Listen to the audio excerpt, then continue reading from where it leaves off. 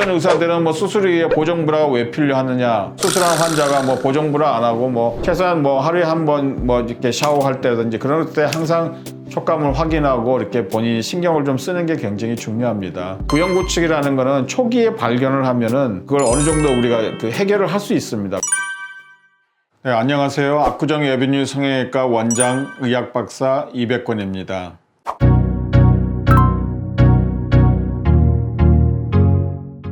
가슴 성형의 가장 좋은 결과를 나타내기 위해서는 물론 수술이 가장 잘 돼야 되는 게 맞습니다. 그러니까 수술이 잘 끝났는데도 불구하고 계속 추적 관찰 중에 시간이 지나면서 그게 유지가 되지 않고 모양이 틀어지거나 뭐 여러 가지 문제가 생기는 그런 실망스러운 경우가 있습니다. 우리가 몇 가지 생각할 수 있는데, 첫째가 수술 이후의 관리입니다. 수술 후 관리가 굉장히 중요합니다. 그래서 어떤 수술 방법을 하든지 처음에 보형물을 넣으면은 보형물이 들어가 있을 공간이 형성이 안 됩니다. 결국은 그 보형물이 들어가가지고 어떤 상태든지 그 상태를 유지하기 위해서는 보형물 주위에 피막이라고 그 캡슐이 형성이 돼가서 그 캡슐이 완성이 되는 시기, 수술 이후에 보형물이 그 안에 항상 그 자리에 있게 됩니다. 그런 의미로 생각할 때 피막에서 어느 정도 포켓이 형성되기 시작하는 시점이 수술 이후에 한 3주 정도 돼야지 그 주위에 있는 캡슐이 점점 생기기 시작합니다. 엄밀히 이제 시간을 정확하게 이렇게 따지다 보면 수술 이후에 한 달 반 정도, 최소한의 시간이 한 달 반입니다. 한 달 반 정도 돼야지 수술에서 원하는 공간이 완성이 됩니다. 물론 그때도 굉장히 약합니다.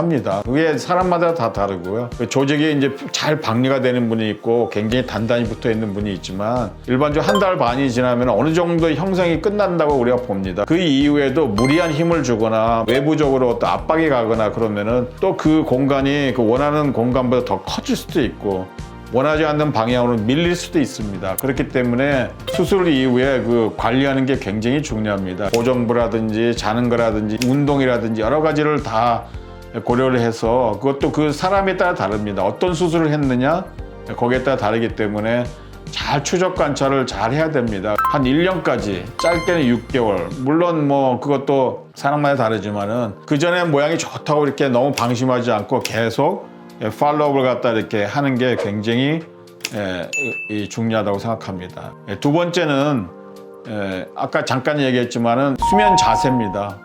수면 자세가 굉장히 수술한 이후에 환자분들이 불편하게 생각하시지만, 저는 처음에 그 똑바로 누워서 자기를 권하고 있습니다.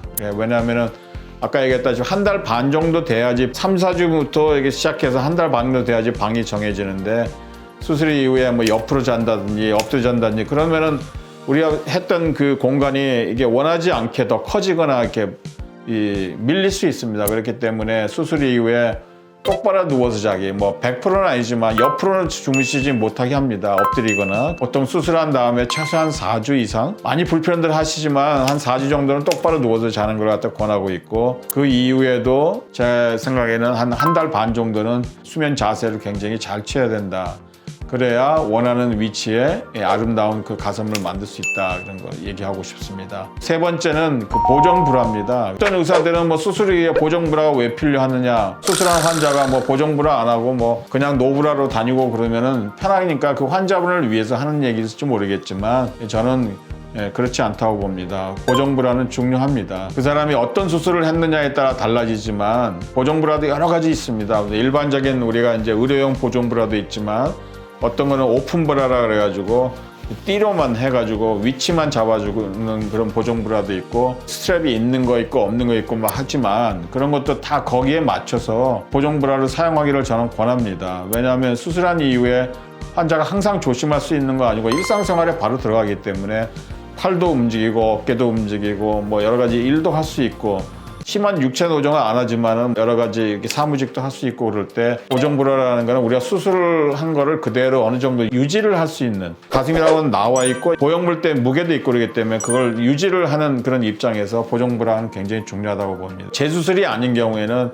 그리고 수술 경과가 좋은 경우에는 뭐 사실 한 3주, 4주만 돼도 의료용 보정브라를 저도 뭐 사용하지 않고 그 이후에는 스포츠 브레이저를 사용하는데, 스포츠 브레도 요즘 굉장히 종류가 많습니다. 특히 우리는 제일 중요한 게 밑선입니다. 우리는 직립인간이기 때문에 누워만 있지 않고 서서 하면 중력 때문에 보형물이 아래쪽으로 자꾸 힘을 받게 되는데 밑선은 항상 굉장히 중요합니다. 밑선이 만약 내려간다 그러면은 모양이 예쁘지 않습니다. 밑선을 원하는 위치에 계속 유지하기 위해서는 저 같은 경우에는 꼭 의료용 보존브라 아니라도 오픈브라라 그래야죠. 그런 걸 갖다 최소한 6개월에서 한 1년까지는 가능하면 사용하게 만듭니다. 왜냐하면 항상 그 아이디어란 위치에 딱 정확하게 맞기 위해서는 그 수술을 유지하기 위해서는 굉장히 중요합니다. 네 번째는 다이어트 문제입니다. 최근 들어서 특히 그 여성들, 뭐 남성도 그렇지만 여성들 사이에서 많은 또 주사제도 나오고 그렇기 때문에 다이어트에 대해서 굉장히 관심이 많고 아주 예쁜 몸매를 갖기 위해서 굉장히 노력을 많이 하시는 걸로 알고 있습니다. 그래서 그러한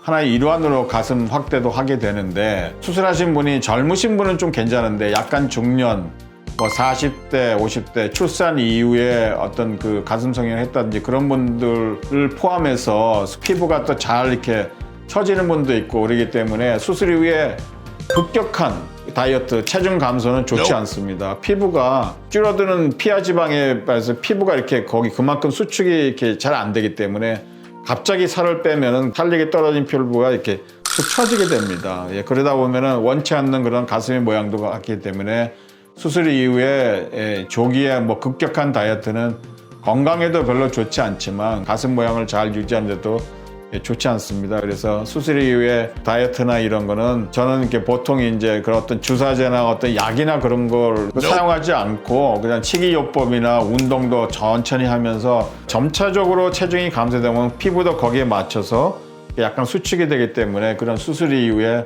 가슴 변형을 막을 수 있습니다. 특히 나이가 들수록 조심해야 되고 또 피부에 탄력이 없는 분들, 그런 분들은 굉장히 거기에 신경을 써야 됩니다.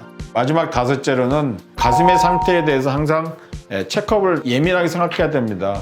최소한 제가 봤을 때 그 최장 한 1년 수술 이후에 보형물의 그런 촉감이 괜찮은지 모양이 괜찮은지 그래 최소한 뭐 하루에 한 번 뭐 이렇게 샤워할 때든지 그럴 때 항상 촉감을 확인하고 이렇게 본인이 신경을 좀 쓰는 게 굉장히 중요합니다. 구형구축이라는 거는 초기에 발견을 하면은 그걸 어느 정도 우리가 그 해결을 할 수 있습니다. 그렇지만 그게 어느 정도 진행이 돼 버리면은 구형구축 생긴 거에 대해서 극복하기 어렵습니다. 초기에 만약에 지난번보다 촉감이 좀 이렇게 떨어지는 것 같다. 그럴 때는 얼른 달려오거나 어떤 분은 또 뭐 약간 좀 찌릿찌릿하고 아픈데 이거 혹시 구형구축하고 관계 있나요? 그 정도로 민감하게 생각하시는 분들이 좋습니다, 사실은.